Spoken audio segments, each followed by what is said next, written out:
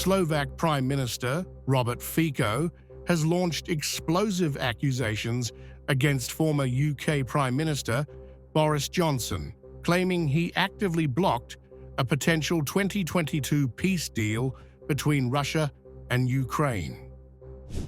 Don't be surprised that you don't read much about this case involving the former British Prime Minister. You know that I have repeatedly reported that 3 months after the start of the war in Ukraine, a peace agreement was on the table, and Ukraine was ready to sign it.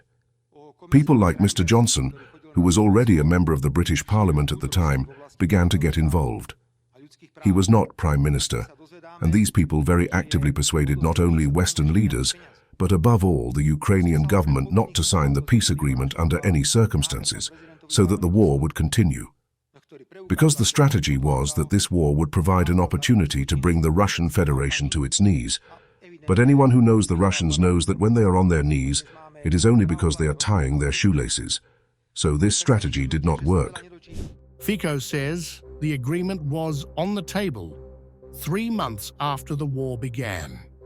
But Johnson and other Western leaders persuaded Kiev not to sign it, allegedly to benefit arms manufacturers.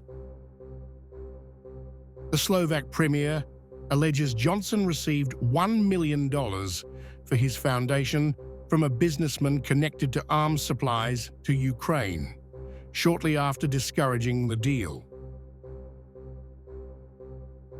Fico further claimed Johnson traveled to Kiev, accompanied by the same businessman, asserting that Western media have avoided reporting on these controversial dealings.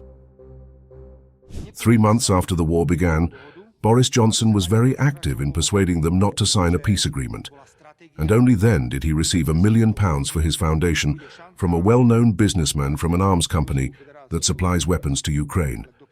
This man then traveled with him to Kiev and other cities. There are records and photographs of this. There is simply enough evidence to prove it. So today we can say with 100% certainty that Boris Johnson fought for the war to continue. He then took £1 million from the arms manufacturer and later went to Ukraine for various negotiations with top Ukrainian officials. The accusations come as Fico, who returned to power in late 2023, halted Slovakia's military aid to Ukraine and repeatedly pushed for direct peace talks with Moscow. The revelations gain new resonance with the recently confirmed Trump-Putin high-level talks in Budapest, where US President Donald Trump is expected to meet Ukrainian President Volodymyr Zelensky and discuss weapons supplies, including Tomahawk missiles.